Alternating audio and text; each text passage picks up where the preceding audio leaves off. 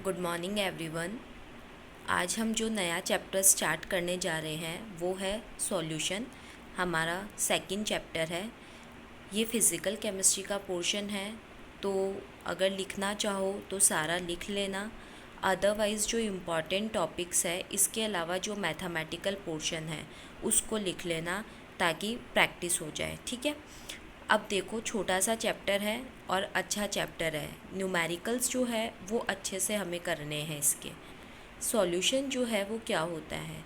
तो सॉल्यूशन जो है वो टू या मोर देन टू कंपोनेंट्स जो है उनका होमोजीनियस मिक्सचर होता है।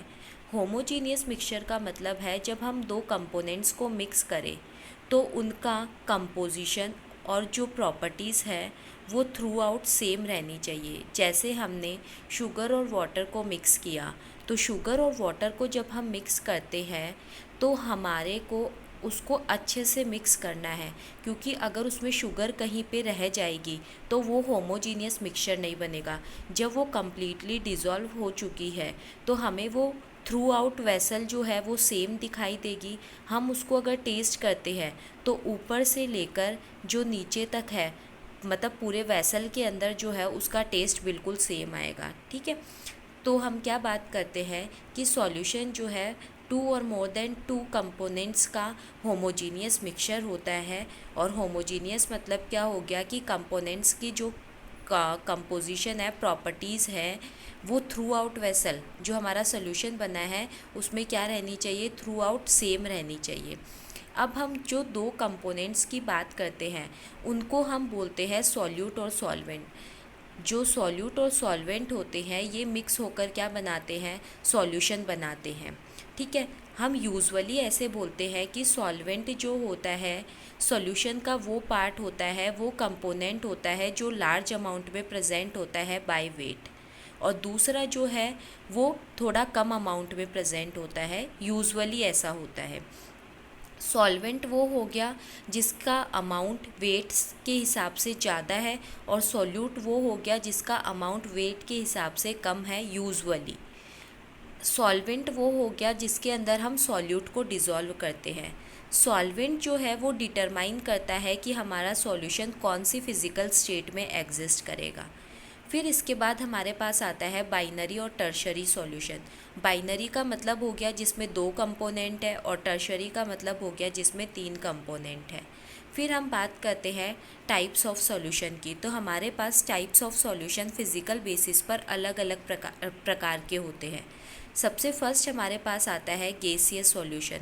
गैसियस सॉल्यूशन का मतलब क्या हो गया कि आपका जो सॉल्वेंट है, देखो गैसियस, लिक्विड और सॉलिड, ये तीनों जो है वो क्लासीफाई किए गए हैं सॉल्वेंट के बेसिस पर। अगर सॉल्वेंट गैस है तो गैसियस, लिक्विड है तो लिक्विड, और अगर सॉल्वेंट सॉलिड है तो सॉलिड सॉल्यूशन। यानी सॉल्वेंट तो आपका गैसीय सॉल्यूशन में गैस होगा, और सॉल्यूट सॉलिड, लिक्विड, गैस में से कुछ भी हो सकता है। ऐसे ही लिक्विड के अंदर आपका जो सॉल्वेंट है वो तो लिक्विड होगा, और सॉल्यूट जो है वो सॉलिड, लिक्विड और गैस कुछ भी हो सकता है। ऐसे ही सॉलिड सॉल्यूशन के अंदर आपका सॉल्वेंट जो है वो तो सॉलिड होगा, और जो आपका सॉल्यूट है वो सॉलिड, लिक्विड और गैस कुछ भी हो सकता है। अब देखो हमारे पास ये टेबल बनी हुई है गैसियस सॉल्यूशन के एग्जाम्पल की, और लिक्विड सॉल्यूशन और सॉलिड सॉल्यूशन के एग्जाम्पल की। ये सेम टेबल जो है हम वहाँ पे 5th चैप्टर जब सरफेस केमिस्ट्री पढ़ेंगे तो वहाँ पे भी पढ़ेंगे, और यहाँ से एक क्वेश्चन आने के चांसेस होते हैं। एग्जाम्पल पूछ लेते हैं, तो हमें इस टेबल को अच्छे से देखना है। यहाँ पे देखो गैसियस का मतलब तो हमारा सॉल्वेंट तो गैस होगा। सॉल्यूट जब गैस है तो गैस और गैस का मिक्सचर, एग्जाम्पल क्या है हमारे पास, जैसे एयर, नाइट्रोजन, ऑक्सीजन, इनका मिक्सचर। जब गैस के अंदर हम लिक्विड मिक्स कर देते हैं, जैसे एयर है, एयर के अंदर ह्यूमिडिटी है, तो वो किसका एग्जाम्पल है कि गैस के अंदर लिक्विड है, क्योंकि गैस बहुत ज़्यादा है और लिक्विड कम है। फिर गैस के अंदर सॉलिड है, जैसे iodine vapours in air, air के अंदर अगर आयोडीन की वेपर प्रेजेंट हो। और एग्जाम्पल हम 5th चैप्टर करेंगे तो वहाँ करेंगे, लेकिन वहाँ पे हम सॉल्वेंट और सॉल्यूट यूज़ में नहीं लेंगे। ठीक है। वहाँ पे ये सॉल्वेंट और सॉल्यूट की जगह दूसरे टर्म्स यूज़ में आएंगे। फिर उसके बाद देखो जब आपका सॉल्यूशन क्या है, लिक्विड है, सॉल्वेंट जो है वो लिक्विड है और उसके अंदर सॉल्यूट जो है वो गैस है, तो लिक्विड के अंदर गैस आप देखते हो सोडा वाटर, ठीक है, वाटर की जो सोडा वाटर की बोतल को ओपन करते हो तो गैस के जो बबल्स है वो बाहर निकलते हैं, ठीक है।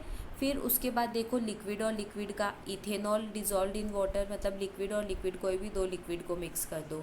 फिर लिक्विड के अंदर सॉलिड, ये लिक्विड के अंदर सॉलिड के तो बहुत सारे एग्जाम्पल है, glucose in water, salt in water, sugar in water, ठीक है। फिर उसके बाद देखो मैं यहाँ पे क्या बोल रही हूँ, ये सॉल्वेंट जो है ना इसके अंदर हम मिक्स कर रहे हैं, इसका अमाउंट हमारे पास ज़्यादा है। फिर सॉलिड के अंदर गैस, सॉलिड के अंदर गैस जो है जैसे डिज़ोल्व्ड गैस इन मिनरल्स में गैस प्रेजेंट होती है। इसके अलावा सॉलिड के अंदर लिक्विड, तो अमलगम जैसे mercury, sodium mercury, magnesium mercury, मतलब अमलगम हम किसको बोलते हैं, जहाँ पे भी मरकरी आती है ना किसी मेटल के साथ तो वो अमलगम होता है। और सॉलिड का तो सबसे अच्छा एग्जांपल आप लोगों को पता ही है, एलॉयज़।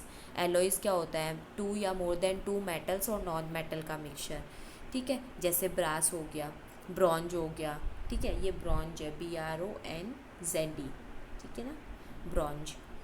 फिर उसके बाद हम बात करते हैं कंसंट्रेशंस ऑफ सॉल्यूशन की। देखो कंसंट्रेशन ऑफ सॉल्यूशंस जो है वो आपने 11th क्लास में भी पढ़ी है, हम 12th में फिर से पढ़ लेते हैं। हालांकि आपके सिलेबस के अंदर 3 ही कंसंट्रेशन दी हुई है, लेकिन जब आप न्यूमेरिकल सॉल्व करोगे तो आपके काम आएगी, इसलिए हमें पता होना चाहिए और हम 11th में पढ़ के भी आए हैं। देखो यहाँ पे हमारे पास सबसे फर्स्ट जो आती है वो आती है मोलरिटी, जिसे हम कैपिटल M से डिनोट करते हैं।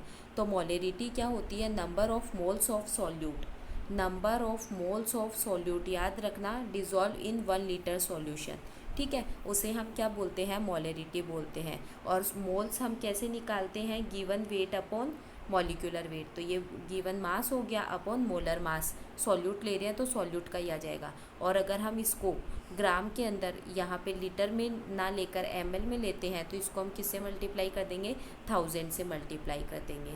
तो ये देखो अगर हमने इसको किस में ले लिया, ml में ले लिया, तो हम इसको किसके साथ मल्टीप्लाई कर देंगे, 1000 से मल्टीप्लाई कर देंगे। फिर आती है मोलरिटी, मोलरिटी को हम स्मॉल m से डिनोट करते हैं। ध्यान रखना स्मॉल m और कैपिटल M में डिफरेंस है, स्मॉल m जो है वो मोलरिटी है, तो ये पे थोड़ा सा चेंज हो जाएगा, number of moles of solute present in 1 gram of solvent, ठीक है। सॉल्वेंट वहाँ पे हम क्या लेते हैं, वॉल्यूम ऑफ सॉल्यूशन, यहाँ पे क्या आ जाएगा, 1 ग्राम ऑफ द सॉल्वेंट, या फॉर्मूला क्या बन जाएगा हमारा, वही नंबर ऑफ मोल्स को हम कैसे लिख देंगे, mass of the solute upon molar mass of the solute. और अगर हम इसको ग्राम की जगह किलोग्राम की जगह ग्राम में ले रहे हैं तो हम इसको क्या कर देंगे, 1000 से मल्टीप्लाई कर देंगे। तो ये क्या है, मास ऑफ द सॉल्वेंट, और इसको हमने ग्राम में लिया है तो हम इसको 1000 से मल्टीप्लाई कर देंगे। फिर हमारे पास थर्ड जो आपके सिलेबस में गिवन है वो ये वाली है, mass percentage. Mass percentage W/W, इसका मतलब आपको ऊपर भी मास लेना है और नीचे भी मास लेना है, तो क्या हो जाएगा, mass of solute upon total mass of solvent. देखो मास ऊपर भी सॉल्यूट का चलेगा और नीचे सॉल्यूशन का मास चलेगा, और ग्राम में ले रखा है तो हमने इसको 100 से मल्टीप्लाई कर दिया। फिर उसके बाद देखो जैसे एक एग्जाम्पल कर रखा है, if a solution is described bye 10% glucose in water by mass. अगर मैं बोलूँ कि ग्लूकोज जो है वाटर के अंदर 10% है, तो इसका मतलब क्या हुआ कि 10 ग्राम जो ग्लूकोज है वो किसके अंदर डिज़ोल्व है, 90 ग्राम के अंदर, तब मिला के दोनों क्या बनेंगे, 100 ग्राम बनेंगे, ठीक है ना, ये 100 है तो दोनों मिला के क्या बन जाएंगे, 100 ग्राम बन जाएंगे। यानी हमारा 90 ग्राम तो पानी है, 10 ग्राम ग्लूकोज है, और दोनों को मिला के सॉल्यूशन कितना हो गया, 100 ग्राम, ठीक है। Mass percentage is commonly used in industrial chemical applications में यूज़ आता है। फिर मैं बोलूँ वॉल्यूम परसेंटेज, मतलब ऊपर भी वॉल्यूम और नीचे भी वॉल्यूम, तो ये सॉल्यूट का वॉल्यूम अपॉन सॉल्यूशन का वॉल्यूम ml में रखा है तो 100 से मल्टीप्लाई कर दो। जैसे 10% इथेनॉल प्रेजेंट है वाटर में, इसका मतलब क्या हुआ, 10 ml तो इथेनॉल है और 90 ml आपका वाटर है, दोनों मिला के कितना हो गया, 100 ml। Solution containing liquids are, जो लिक्विड्स होता है उनको हम किस यूनिट में रिप्रेजेंट करते हैं, जनरली वॉल्यूम वाली यूनिट में ही रिप्रेजेंट करते हैं। फिर एक एग्जांपल लिख रखा है जैसे 30% volume by volume solution of ethylene glycol and antifreeze is used in cars for cooling the engine. Cool करने के लिए इथाइलिन ग्लाइकोल और एंटी फ्रीजिंग एजेंट को यूज़ में लेते हैं। At this concentration the anti freezing lower the freezing point of water, इतना कम कर देता है वाटर का जो फ्रीजिंग पॉइंट है उसको, ठीक है। फिर उसके बाद नेक्स्ट हम बात करते हैं मास बाय वॉल्यूम, यानी ऊपर तो हम क्या लेंगे सॉल्यूट का तो मास और नीचे सॉल्यूशन का क्या लेंगे वॉल्यूम लेंगे। जैसे देखो एग्जांपल ये रहा, हमने सॉल्यूट का तो मास ले लिया और सॉल्यूशन का क्या ले लिया वॉल्यूम, ml में है तो इसको 100 से मल्टीप्लाई कर दिया। और ये मेडिसिन और फार्मास्यूटिकल्स में काम में लिया जाता है। फिर नेक्स्ट आता है हमारे पास 6 पार्ट्स पर मिलियन। पार्ट्स पर मिलियन जो है वो उसका मतलब क्या होता है, पार्ट्स पर मिलियन मतलब 10⁶ आएगा, एक तो ये चीज़ ध्यान रखना। और इसके अंदर क्या हो जाएगा number of parts of solute. आपने एक चीज़ नोटिस की हो तो हम ऊपर हमेशा सॉल्यूट को लेते हैं, नीचे हमेशा सॉल्यूशन को लेते हैं, ये चीज़ याद रखना। जब हम m/m v/v और m/v या w बोल दो m बोल दो एक ही बात है, इसको काम में लेते हैं तो हम 100 से मल्टीप्लाई करते हैं, मोलरिटी में हम 1000 से मल्टीप्लाई करते हैं, ठीक है। तो अब पार्ट्स पर मिलियन की बात करें तो number of parts of solute upon total number of parts of solution, ठीक है। अब देखो as in the case of percentage, concentration in ppm can also be expressed as mass to mass, volume to volume and mass to volume। मतलब हम ppm जो है इसको हम तीनों टर्म में रिप्रेजेंट कर सकते हैं, w/w में भी, ठीक है, v/v में भी और w/v में भी। अब हम बात करते हैं कि जब हमारा सॉल्यूशन बहुत ज़्यादा डाइल्यूट है, ठीक है, और हमने क्या किया हुआ है बहुत ही स्मॉल क्वांटिटी जो है वो सॉल्यूट की डिज़ोल्व की हुई है लार्ज क्वांटिटी ऑफ सॉल्यूशन में, तो जो कंसंट्रेशन होगी वो सॉल्यूट की हम किस में रिप्रेजेंट करेंगे ppm में रिप्रेजेंट करेंगे, 10⁶ में रिप्रेजेंट करेंगे जब बहुत ज़्यादा सॉल्यूशन के अंदर थोड़ा सा ही सॉल्यूट प्रेजेंट है। और जो पॉल्यूटेंट्स होते हैं उनकी की भी क्वांटिटी हम एनवायरनमेंट में एटमॉस्फेयर में किस में रिप्रेजेंट करते हैं ppm में रिप्रेजेंट करते हैं। फिर उसके बाद एक टर्म हमारे पास आती है मोल फ्रैक्शन। तो मोल फ्रैक्शन क्या होता है, हमारे पास जैसे दो कंपोनेंट है, इस कोई भी सॉल्यूशन बना हुआ है, हमारे पास एक कंपोनेंट A है एक कंपोनेंट B है, या बोल दो एक कंपोनेंट 1 है और एक कंपोनेंट 2 है। तो हमें मोल फ्रैक्शन कैसे निकालनी है, तो अलग अलग कंपोनेंट की मोल फ्रैक्शन निकालते हैं। जैसे हमें इस एक की निकालनी है तो हम क्या करेंगे, इस 1 के मोल अपॉन 1 + 2 दोनों के मोल, यानी खुद के mole upon total number of moles. तो सॉल्वेंट की निकालनी है मतलब सॉल्वेंट के mole upon total number of moles, solute की निकालनी है तो सॉल्यूट के mole upon total number of moles. Usually हम जो है सॉल्यूट को 2 से रिप्रेजेंट करते हैं और सॉल्वेंट को 1 से रिप्रेजेंट करते हैं। और एक चीज़ हमेशा और हमेशा याद रखना कि आपकी जो मोल फ्रैक्शन होती है वो कभी भी एक से ज़्यादा नहीं हो सकती है। दोनों की सॉल्वेंट सॉल्यूट या कोई भी दो कंपोनेंट की जब आप मोल फ्रैक्शन निकालोगे तो दोनों की मिला के वो कितनी आएगी, 1 आएगी। मतलब आपने मान लो इसकी सॉल्वेंट की निकाल ली और सॉल्यूट की निकाल ली, तो आप कैसे चेक सकते हो, दोनों को ऐड कर लो, अगर 1 आ रही है तो ठीक है, कम या ज़्यादा आ रही है तो रॉन्ग है, ठीक है। फिर उसके बाद हम बात करते हैं कि नंबर ऑफ़ मोल्स हम कैसे निकाल सकते हो। तो आपको पता है मोल्स कैसे निकालेंगे, गिवन मास अपॉन मोलर मास, ठीक है। फिर हम बात करते हैं टेम्परेचर के इफ़ेक्ट की। देखो ये जो हमने कंसंट्रेशन यूनिट्स पढ़ी है इसमें टेम्परेचर को सिर्फ और सिर्फ वो ही क्वांटिटीज़ टेम्परेचर से इफ़ेक्ट होती है जिसके अंदर वॉल्यूम आता है, और जिसके अंदर वॉल्यूम नहीं आ रहा है वो क्वांटिटीज़ टेम्परेचर से इफ़ेक्ट नहीं होती है, क्योंकि वॉल्यूम जो है वो टेम्परेचर डिपेंडेंट है, मास टेम्परेचर इंडिपेंडेंट है।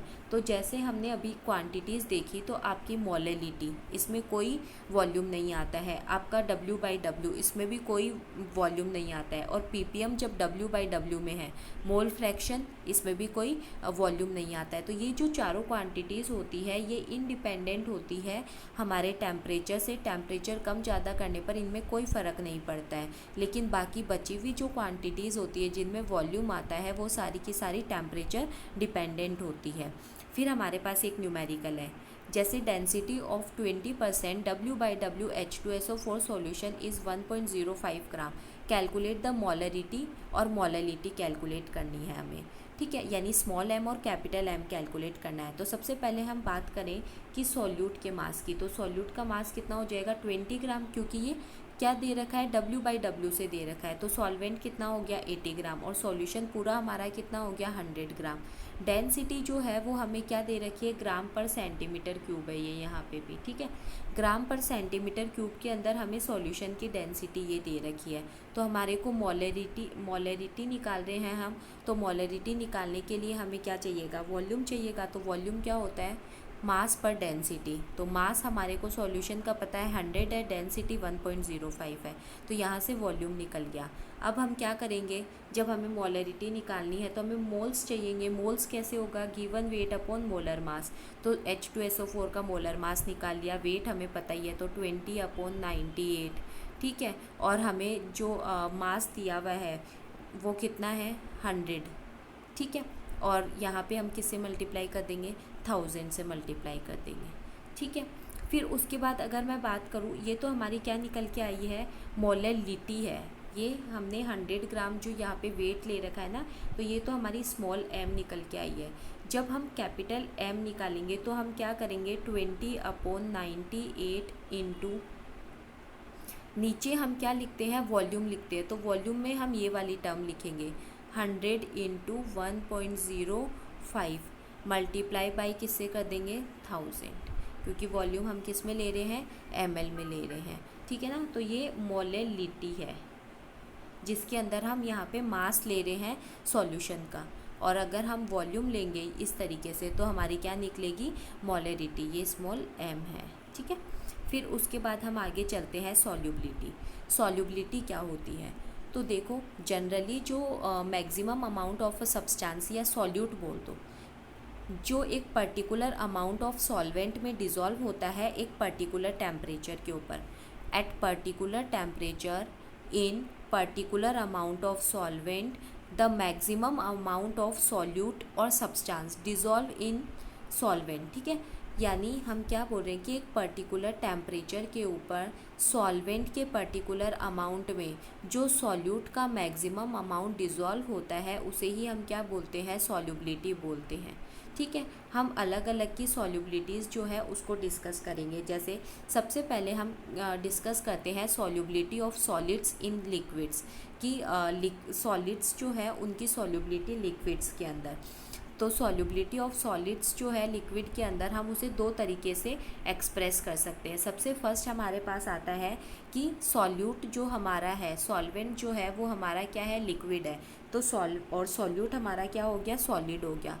तो हम बोल सकते हैं कि 100 ग्राम सॉल्वेंट के अंदर जितना maximum amount of solid dissolve है वो क्या हो जाएगी उसकी सॉल्युबिलिटी हो जाएगी, ठीक है। सॉलिड की सॉल्युबिलिटी हो जाएगी। और यूनिट जो है वो हमारी क्या आएगी, हम क्या बोल रहे हैं जितना अमाउंट, और 100 ग्राम सॉल्वेंट में मतलब यूनिट हमारी किस में आ रही है ग्राम के अंदर ही आ रही है। हमारी कंसंट्रेशन जो है वो किस में आ रही है ग्राम पर 100 ग्राम ये हो रही है। हालांकि ये करेक्ट नहीं है क्योंकि हमारी कंसंट्रेशन जो है उसको रिप्रेजेंट करने का तरीका हमारा ज़्यादा करेक्ट तरीका कौन सा है मोल पर लीटर में है। तो हम करेक्ट डेफिनेशन क्या देंगे कि जितने number of moles of solid, जितने वॉल्यूम ऑफ सॉल्वेंट में डिज़ोल्व है उसे हम क्या बोलते हैं सॉल्युबिलिटी। तो देखो maximum number of moles of solid जो कि 1 लीटर ऑफ सॉल्यूशन में डिज़ोल्व है उसे हम क्या बोलते हैं सॉल्युबिलिटी। तो हम दो तरीके से डेफिनेशन दे सकते हैं कि amount of maximum amount of solid या सॉल्यूट कुछ भी बोल दो, लेकिन यहाँ हम पर्टिकुलरली सॉलिड की बात करें क्योंकि हमारा सॉल्यूट सॉलिड ही है। तो मैक्सिमम अमाउंट ऑफ सॉलिड जो कि 100 ग्राम ऑफ सॉल्वेंट में प्रेजेंट है, ठीक है। ये किसके टर्म्स में हो गया मोलरिटी के टर्म्स में हो गया, क्योंकि हम ऊपर भी क्या ले रहे हैं सॉलिड का मास ले रहे हैं और नीचे सॉल्वेंट का मास ले रहे हैं, ठीक है। और अगर हम बात करें कि जो दूसरी डेफिनेशन है तो वो कैसे आए, हम दूसरी डेफिनेशन और क्या दे सकते हैं कि मोलर मास जो मोल्स जो है सॉलिड के वो 1 लीटर सॉल्यूशन में कितने प्रेजेंट है। तो the number of maximum moles of solid present in 1 litre solution, तो उसे भी हम क्या बोलते हैं, सॉल्युबिलिटी ऑफ सॉलिड बोलते हैं। वन मोर थिंग देखना, एक चीज़ और करेक्ट करना है यहाँ पे, ये जो अभी न्यूमेरिकल बताया था आपको, तो देखो यहाँ पे मोलेरिटी जब हम निकालेंगे, मोलेलिटी जब हम निकालेंगे, तो यहाँ पे मास हमें किसका रखना है, सॉल्वेंट का रखना है। तो यहाँ पे सॉल्वेंट का मास हमारा 80 है, तो इसको 100 नहीं रखना है, इसको कितना रखना है, 80 रखना है। तो देखो एक बार वापस देख लो कैसे होगा। मोलेलिटी जब हम निकालेंगे, तो मोलेलिटी निकालेंगे तो 20/98 number of moles of solute, और मल्टीप्लाई में नीचे कौन आएगा, मास ऑफ सॉल्वेंट। ठीक है, तो ये मास ऑफ सॉल्वेंट जो है वो 80 है, और ये 1000 हो जाएगा क्योंकि हम इसको ग्राम में ले रहे हैं। और जब मोलेरिटी निकालेंगे, मतलब कैपिटल M निकालेंगे, तो हम क्या लिखेंगे, वही हमारा 20/98, और वॉल्यूम कितना दे रखा है हमें, वॉल्यूम है नहीं, हमने ऐसे निकाला था, तो 100 इंटू 1.05, और वॉल्यूम ml में है, तो इसको क्या कर देंगे, 1000 से मल्टीप्लाई कर देंगे। तो ये थोड़ा सा करेक्शन कर लेना है यहाँ पे। फिर इसके बाद हम बात कर रहे थे कि सॉल्युबिलिटी की, तो सॉल्युबिलिटी सॉलिड्स की लिक्विड्स में हम देखते हैं तो दो तरीके से डिफाइन कर सकते हैं। एक ग्राम पर 100 ग्राम के अंदर, जिसके अंदर हम क्या बोल रहे हैं कि जो सॉल्यूट है उसका कितना अमाउंट सॉल्वेंट में, 100 ग्राम सॉल्वेंट में डिज़ोल्व है। दूसरा हम क्या बोल रहे हैं कि सॉल्यूट के कितने नंबर ऑफ मोल्स जो है वो 1 लीटर सॉल्यूशन में डिज़ोल्व है। जो सॉल्युबिलिटी की यूनिट यहाँ से निकल के आती है वो हमारी ओरिजिनल यूनिट निकल के आती है मोल्स पर लीटर। ठीक है, फिर हम बात करते हैं कि सॉल्यूशन जिसके अंदर maximum amount of substance dissolve है उसे हम क्या बोलते हैं, सैचुरेटेड सॉल्यूशन। देखो सैचुरेटेड सॉल्यूशन क्या होता है कि एक पर्टिकुलर टेम्परेचर के ऊपर जितना सॉल्वेंट के अंदर सॉल्यूट डिज़ोल्व हो सकता है उतना प्रेजेंट है, तो हम उस सॉल्यूशन को बोलते हैं सैचुरेटेड सॉल्यूशन। अगर उससे कम है तो अनसैचुरेटेड सॉल्यूशन, और उससे ज़्यादा है तो हाइपर सैचुरेटेड या सुपर सैचुरेटेड सॉल्यूशन। ठीक है, फिर इसके बाद हम बात करते हैं कि फैक्टर्स अफेक्टिंग कौन कौन से हैं सॉलिड्स इन लिक्विड में। ठीक है, सबसे फर्स्ट आता है nature of solute and solvent. एक सीधी सी लाइन जो है उसको याद रख लो, लाइक डिज़ोल्व्स लाइक, मतलब अगर हमारा सॉल्यूट और सॉल्वेंट दोनों पोलर है तो डिज़ोल्व हो जाएंगे, दोनों नॉन पोलर है तो डिज़ोल्व हो जाएंगे, यानी सेम सेम में घुलेगा, लाइक डिज़ोल्व्स लाइक। पोलर पोलर में, नॉन पोलर नॉन पोलर में। जैसे एग्जांपल देखो NaCl, KCl, KNO3, ये सारे के सारे क्या होते हैं हमारे, डिज़ोल्व हो जाते हैं वाटर के अंदर, क्योंकि NaCl, KCl ये सब भी क्या हो जाते हैं, आयन डाइपोल इंटरेक्शन शो करेंगे, आयोनाइज हो जाएंगे ना, और डाइपोल बना लेंगे, कैटायन और एनायन। और वाटर भी हमारा क्या होता है, डाइपोल बना लेता है, यानी पोलर होता है, और ये सारे भी क्या है, पोलर। इसलिए ये क्या होते हैं, इसमें ईजीली, वाटर में ईजीली डिज़ोल्व हो जाते हैं। क्यों, क्योंकि इनके लिए दो टर्म आपने 11th क्लास में पढ़ी है, लैटिस एनर्जी और हाइड्रेशन एनर्जी या सॉल्वेशन एनर्जी।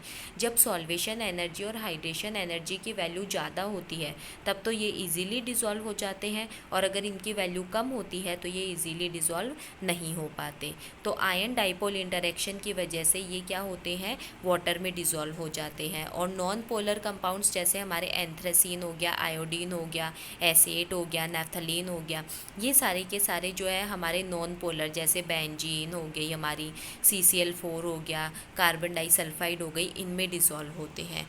इसके अलावा शुगर, ग्लूकोज, अल्कोहल, ये जो सॉलिड्स होते हैं ये वाटर में डिज़ोल्व हो जाते हैं। क्यों, क्योंकि ये क्या बनाते हैं, वाटर के साथ हाइड्रोजन बॉन्डिंग बनाते हैं। सेकंड जो फैक्टर है वो हमारा आता है टेम्परेचर। देखो टेम्परेचर जो होता है वो किस तरीके से इफ़ेक्ट करता है, जो हमारा सॉल्यूट है यानी अनडिज़ोल्व्ड जो सॉलिड है और सॉल्यूशन होता है उनके बीच में एक इक्विलिब्रियम एस्टेब्लिश रहता है। ठीक है, और जो डेल्टा H हीट जो होती है वो प्लस माइनस x कैलोरी होती है, मतलब कुछ हीट जो है वो किसी में गेन भी हो सकती है, किसी में हीट जो है वो रिलीज़ भी हो सकती है। इसी के बेसिस पे हम बोलते हैं कि अगर गेन हो रही है तो एंडोथर्मिक है, रिलीज़ हो रही है तो एक्सोथर्मिक है। जैसे हम बात करें एंडोथर्मिक रिएक्शन की, तो एंडोथर्मिक रिएक्शन में क्या होगा, हीट जो है वो गेन होगी। तो हमारे पास एक आता है ली शटेलियर प्रिंसिपल, जो 11th क्लास में पढ़ा हुआ है। तो ली शटेलियर प्रिंसिपल जो है वो हमारा क्या बोलता है, PLE।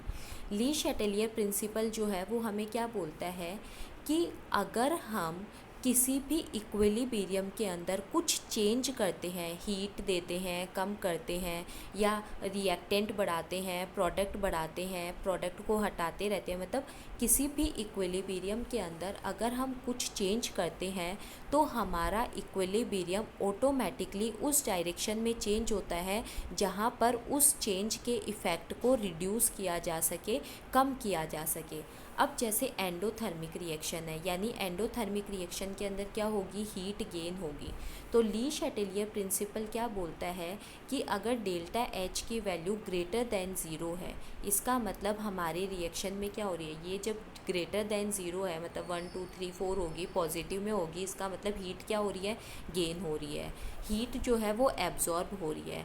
तो जब हम सॉल्यूट जो है उसके अंदर उसको सॉल्वेंट में डालेंगे तो टेम्परेचर बढ़ाने पे सॉल्युबिलिटी भी क्या होगी, बढ़ती जाएगी, क्योंकि हीट गेन हो रही है। अब हमारे ली शैटेलियर प्रिंसिपल के हिसाब से रिएक्शन कहाँ जाएगी, फॉरवर्ड डायरेक्शन में जाएगी, क्योंकि हम यहाँ पे टेम्परेचर को बढ़ाते जा रहे हैं। और जब ये प्रोडक्ट बनता जाएगा यानी सॉल्यूशन बनता जाएगा तो टेम्परेचर ऑटोमेटिकली क्या होता जाएगा, कम होता जाएगा, यानी हमने जो चीज़ बढ़ाई है उसके फैक्टर को हम क्या करते जा रहे हैं, कम करते जा रहे हैं। ठीक है, तो रिएक्शन जो है वो कहाँ शिफ्ट हो जाएगी, फॉरवर्ड डायरेक्शन में शिफ्ट हो जाएगी, जैसे NH4Cl KCl AgNO3 NaNO3 Ki, इन सब के लिए।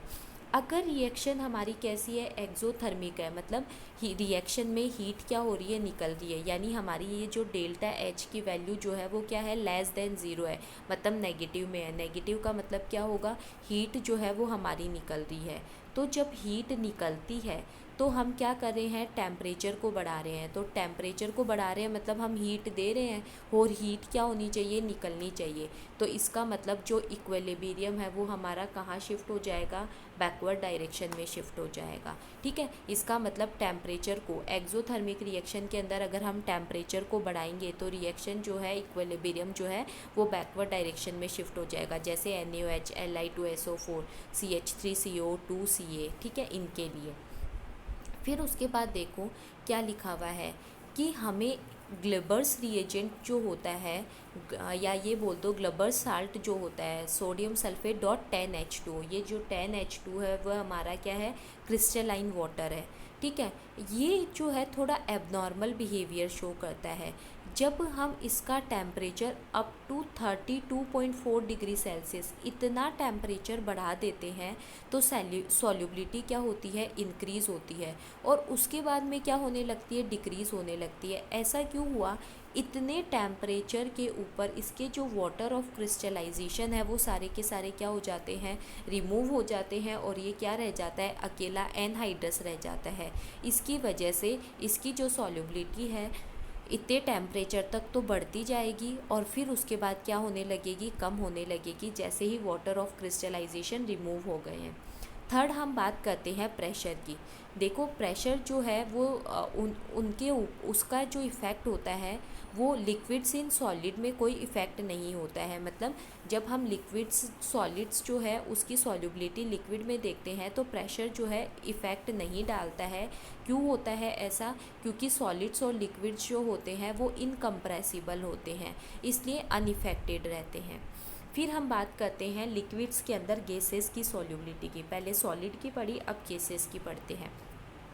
देखो गैसेस जो होती हैं वो वाटर के अंदर एक पर्टिकुलर एक्सटेंड तक सॉल्युबल होती है और क्या बना लेती है, एक ट्रू सॉल्यूशन बना लेती है। जैसे O2 जब पानी के अंदर डिज़ोल्व है, सी वाटर में डिज़ोल्व है, तभी वो क्या है, एक्वेटिक एनिमल्स के लिए हेल्पफुल है। ये आपने कहाँ पढ़ा था, जब आपने 11th क्लास का लास्ट चैप्टर पढ़ा था, ठीक है, एनवायरमेंटल केमिस्ट्री वाला, तो वहाँ पे आई थी ये चीज़ कि एक्वेटिक एनिमल्स जो है वो वाटर में डिज़ोल्व ऑक्सीजन को लेते हैं। अगर ये ऑक्सीजन कम हो जाती है तो ऑक्सीजन की डिमांड इंक्रीज़ हो जाती है, CO2 और BOD।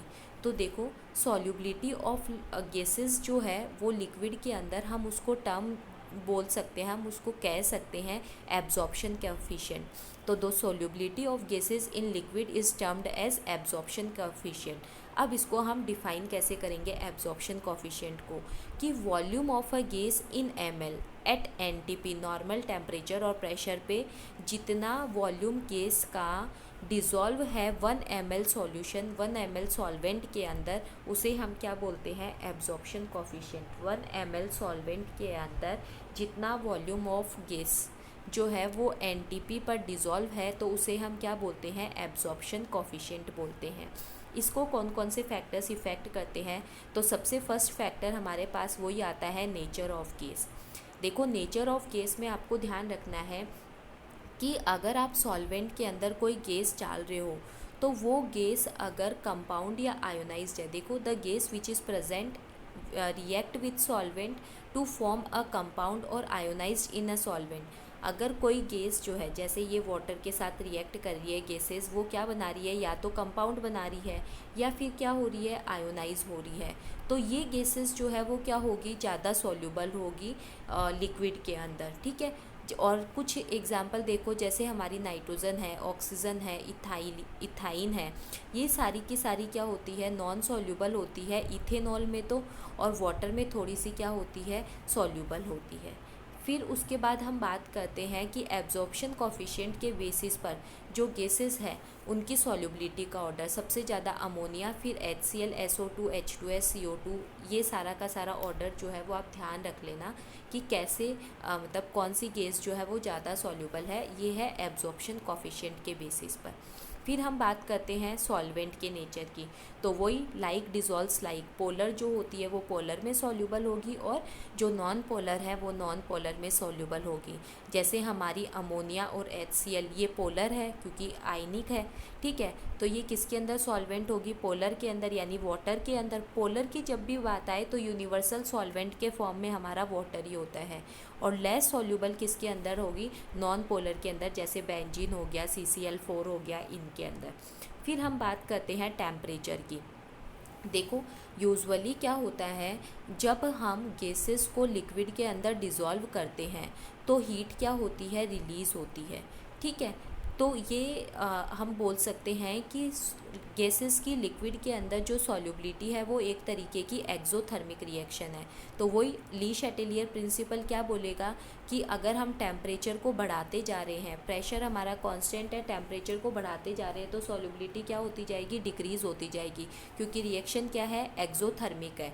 तो गैसेस की सॉल्युबिलिटी लिक्विड के अंदर क्या होती जाएगी डिक्रीज़ होती जाएगी टेम्परेचर को बढ़ाने पे। इसके अलावा देखो दूसरा रीज़न क्या है सॉल्युबिलिटी डिक्रीज़ होने का, कि अगर हम टेम्परेचर को बढ़ा रहे हैं तो जो मॉलिक्यूल्स है गैस के मॉलिक्यूल्स हैं उनकी काइनेटिक एनर्जी इंक्रीज़ हो जाएगी, और जैसे ही काइनेटिक एनर्जी इंक्रीज़ हुई तो वो क्या करने लगेंगे लिक्विड जो है उसको छोड़कर बाहर जाने लगेंगे। जो गैस के मॉलिक्यूल्स हैं वो लिक्विड की सरफेस को छोड़कर बाहर जाने लगेंगे, इसलिए उनकी सॉल्युबिलिटी क्या हो जाती है टेम्परेचर इंक्रीज़ करने पर डिक्रीज़ हो जाती है। लेकिन कुछ एक्सेप्शन है जैसे हाइड्रोजन और हीलियम, ये गैसेस जो होती हैं ये क्या करती है हीट को एब्जॉर्ब करती है और इसलिए इनकी सॉल्युबिलिटी टेम्परेचर को बढ़ाने पे बढ़ती है। इसको याद रख लेना हाइड्रोजन और हीलियम को। इनके लिए हम टर्म यूज़ में लेते हैं क्रिटिकल टेम्परेचर, और इनका क्रिटिकल टेम्परेचर नेगेटिव में होता है, बहुत कम होता है, ठीक है, माइनस में होता है। इसलिए इनके लिए हम क्या बात करते हैं कि ये हीट को एब्जॉर्ब करती है और क्या हो जाती है टेम्परेचर बढ़ाने पर इनकी सॉल्युबिलिटी इंक्रीज़ हो जाती है। फिर हमारे पास फोर्थ जो आता है वो आता है प्रेशर। गैसेस जो है अगर उनकी सॉल्युबिलिटी की हम बात करें प्रेशर के साथ तो कांस्टेंट टेम्परेचर के ऊपर जो गैसेस की सॉल्युबिलिटी होती है वो प्रेशर के ऊपर डिपेंड करती है, क्योंकि गैसेस हाईली कंप्रेसिबल है तो डिपेंड करेगी। तो देखो अगर हम प्रेशर को इंक्रीज़ करते हैं तो सॉल्युबिलिटी भी क्या होती है इंक्रीज़ होती है।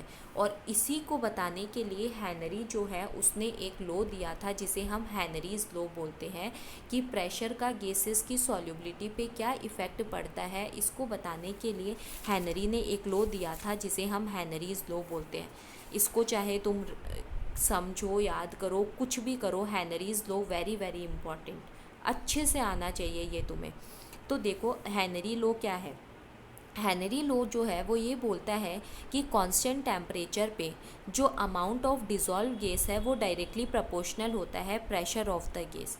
आप इसको ऐसे भी रख सकते हो, ये वाले स्टेटमेंट भी सही है, बाकी इसको थोड़ा सा करेक्ट भी कर सकते हो कि the amount of dissolved gas, ठीक है, the amount of dissolved gas is directly proportional to the pressure of that gas. कि कोई भी जो सॉल्यूशन है हमारे पास, कोई भी जो गैस है उस वो जिस सॉल्यूशन में डिज़ोल्व है, तो उस सॉल्यूशन में जो डिज़ोल्व गैस है उसका अमाउंट उस गैस के प्रेशर के डायरेक्टली प्रोपोर्शनल होता है। तो m जो है वो अमाउंट डायरेक्टली प्रोपोर्शनल है प्रेशर के। प्रेशर को हम हटाएंगे, प्रोपोर्शनलिटी के साइन को हम हटाएंगे और इक्वल का साइन लगाएंगे तो हमारे पास एक कांस्टेंट आएगा k। तो ये हमारा क्या है, m इज़ इक्वल टू के पी। तो m तो मास हो गया डिज़ोल्व गैस का, p प्रेशर हो गया और k क्या हो गया, इक्विलिब्रियम कांस्टेंट हो गया या प्रोपोर्शनलिटी कांस्टेंट हो गया। फिर उसके बाद हम क्या बोलते हैं कि सॉल्युबिलिटी ऑफ गैस जो है उसको हम एक्सप्रेस करें अगर मोल फ्रैक्शन के टर्म में, तो हम हेनरी के लॉ को कैसे चेंज कर सकते हैं कि किसी भी गैस की जो मोल फ्रैक्शन होती है वो यहाँ पोटेंशियल की जगह करना पार्शियल।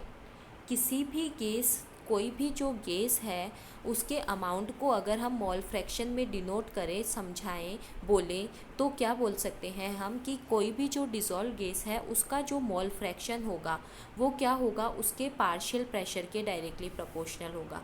तो ये प्रेशर जो है वो मोल फ्रैक्शन के क्या हो गया, डायरेक्टली प्रोपोर्शनल हो गया।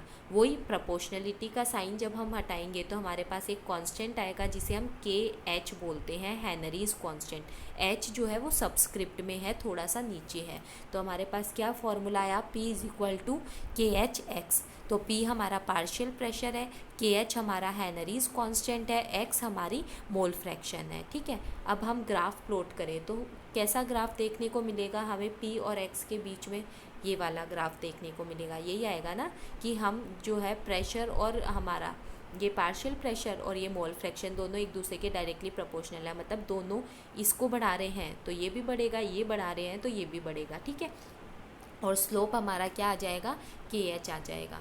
ठीक है, फिर उसके बाद हम बात करते हैं हेनरी कांस्टेंट और सॉल्युबिलिटी की।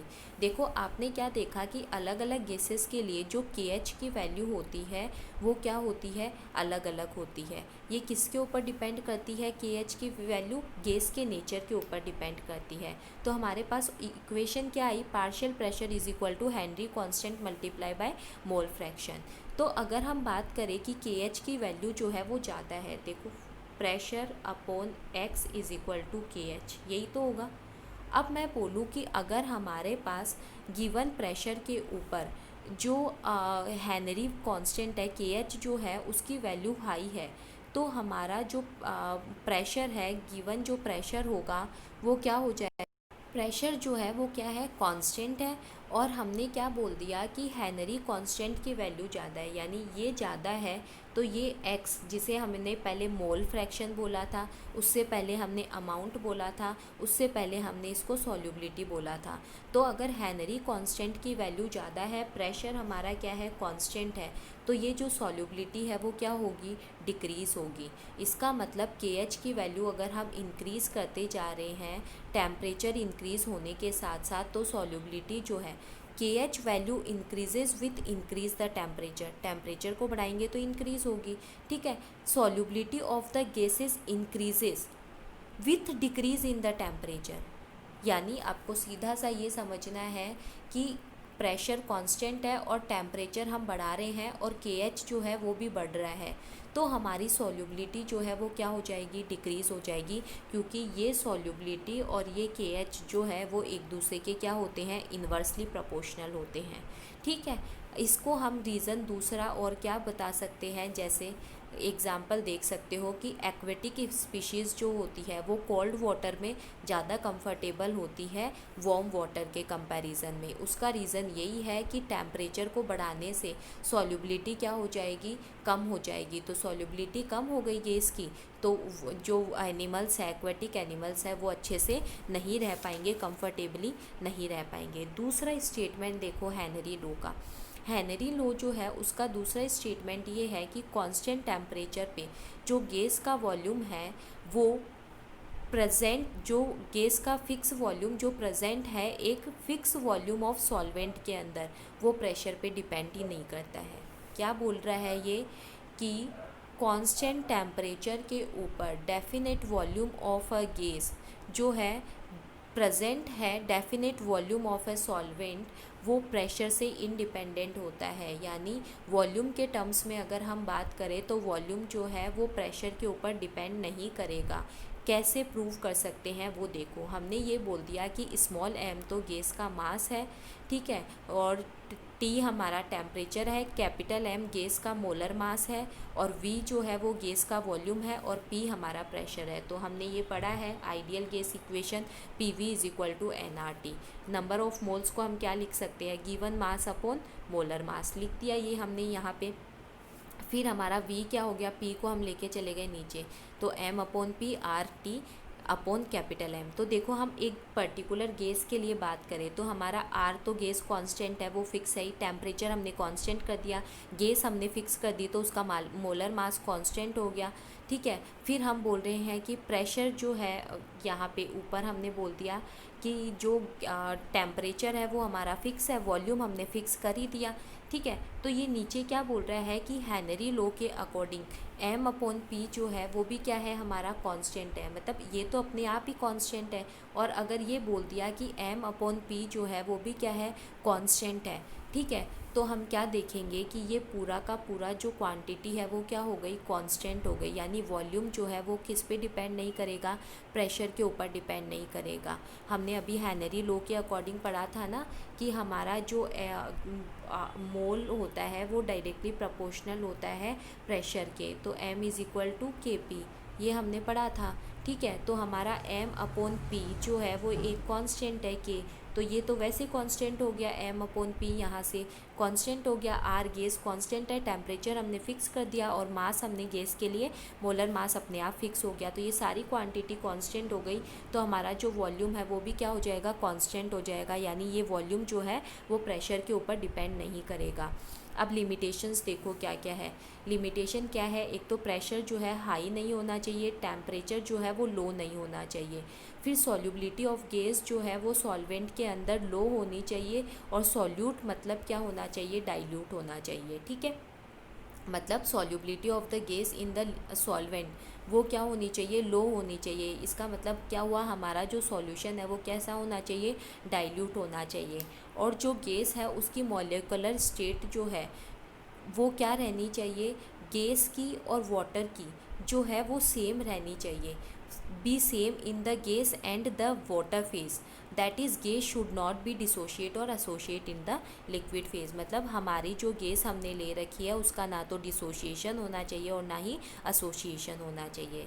फिर हमारे पास एक क्वेश्चन है, तो हमारी क्या क्या लिमिटेशन हो गई, प्रेशर जो है हाई नहीं होना चाहिए, टेम्परेचर लो नहीं होना चाहिए, सॉल्यूशन डाइल्यूट होना चाहिए, और गैस जो है वो ना एसोशिएट होनी चाहिए और ना डिसोशिएट होनी चाहिए। हमारे पास क्वेश्चन है कि हेनरी लॉ जो है वो एप्लीकेबल होता है for the solubility of HCl and NH3 in benzene, कि इनकी जो है बेंजीन में सॉल्युबिलिटी के लिए तो एप्लीकेबल है, लेकिन ये HCl है, लेकिन इनकी वाटर में सॉल्युबिलिटी के लिए एप्लीकेबल नहीं है। तो इसके पीछे रीज़न क्या है, NH3 और HCl have a low solubility in benzene, यहाँ पे क्या आएगा, बेंजीन, कि NH3 और HCl जो है वो पोलर है और बेंजीन जो है वो नॉन पोलर है, तो वो उसके अंदर डिज़ोल्व नहीं हो सकती क्योंकि इसकी सॉल्युबिलिटी क्या हो गई, लो हो गई। लेकिन NH3 को अगर हम वाटर में डालें तो क्या बना लेगा, NH4OH बना लेगा। और अभी आपने देखा था HCl जो है वो क्या हो जाएगा, आयोनाइज हो जाएगा। और हमने पढ़ा है कि जब कंपाउंड बनता है या आयोनाइजेशन हो जाता है तो सॉल्युबिलिटी क्या होती है, इंक्रीज़ हो जाती है।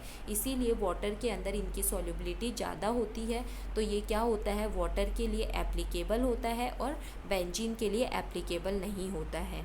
अब हम जो नेक्स्ट क्लास होगी उसके अंदर राउल्स लॉ पढ़ेंगे, जो कि बहुत ज़्यादा इम्पॉर्टेंट है। तो आपको ये राउल्स लॉ जो है उसको करना है, अच्छे से एक बार रीड करना, और हम इसको नेक्स्ट क्लास के अंदर स्टडी करेंगे कि vapour pressure of liquid solution और राउल्स लॉ, ठीक है।